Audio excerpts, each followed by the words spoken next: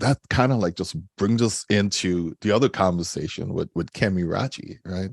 And when we focus on we're also talking about win and lose as a team. So I'm going to drop her question also into the chat.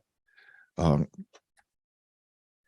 so, Kemmy, we have had time to do a podcast, pretty much just to let everyone know. Everyone on the panel has done a podcast with me except Lena. And Lena, you and I are going to have to get together and get a podcast going about one of these subjects, okay?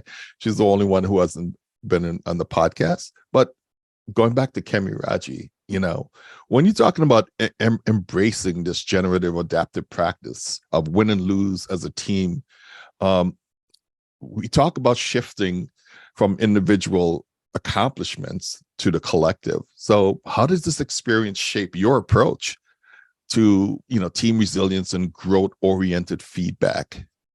Yeah, and I read that book that Dr. Dave wrote, and it's fantastic. And I did a little bit of research as well on the generative leadership, which is awesome. And I think it lends itself to coaching, which is what we kind of like try to promote within the organization. And it's not coaching to go and tell people what to do, but actually be interested in them.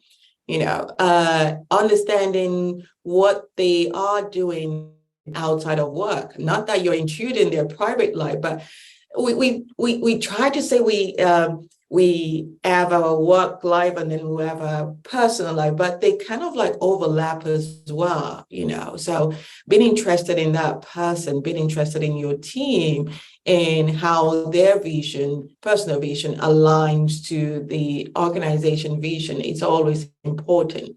So that way, when you work together as a team, that person is happy within the team and within the organization. And whatever they are also experiencing when it comes to the negative side of things, you're also involved in it. So winning and losing as a team together is having a common goal. Aside of what the corporation goal is. So you've been asked to be on a project, great. What are your aspirations as well as you work on this project? It's very important for leaders to know so that when people ask for more work or ask for more interesting things that they could do, it means that they are fulfilling the corporate goals and strategic goals, as well as fulfilling their own personal goal. I remember us when I worked on a project some years ago. It was a federal government job, and we were trying Agile out, in so much trying out that the government wasn't interested in Agile, but this organization were very keen. So it was their first project Agile as well, and they wanted to turn it into a project, not a project, but a product which they could sell out. And so as they try to navigate that, there was a lot of pressure on the team. There was a lot of pressure from the government work. So we had to kind of like balance expectations. But at some point it didn't work because the time come to deliver, they weren't ready. So it was so demotivating for the teams that were working on it. But the leaders were so great as well, because every week they will bring everybody to one room and say, what is going on? What are you struggling with? What are we struggling with? And how can we move forward? So they were listening every week constantly to the team and getting feedback.